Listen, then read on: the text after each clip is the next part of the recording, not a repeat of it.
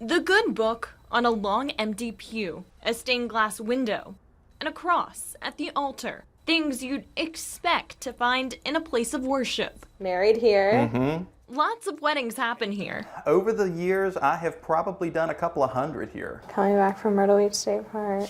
Funerals, midnight prayers, and sunrise praises too. Exactly what the founders of the Travelers Chapel had in mind when they designed the space, nestled right off Highway 501, that rivals in size with some backyard sheds. 24 by 12. It is a tiny chapel. It's actually one of the smallest churches or chapels in the United States. Since 1972, when this chapel first opened, no one has ever been locked out.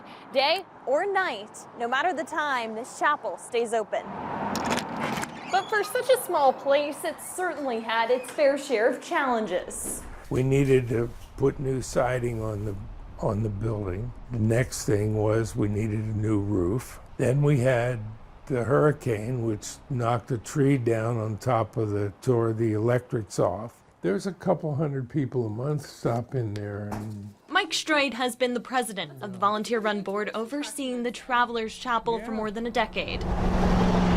Before he stepped in, there was a fire here, and from time to time, there's been vandalism. None of these deterrents have stopped the mission. Mike hopes that never happens, but there's a looming hurdle on the horizon. All of us who are involved now are older, you know, and getting older, that things are more difficult to do. So we're looking to get some new blood involved.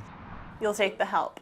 Yep, we sure will. As president, Mike doesn't just use donations to get new flooring or complete needed maintenance. He also stops by once a month to collect the pages of this guest book. I probably have a stack that's that high of these sheets. Oh my goodness.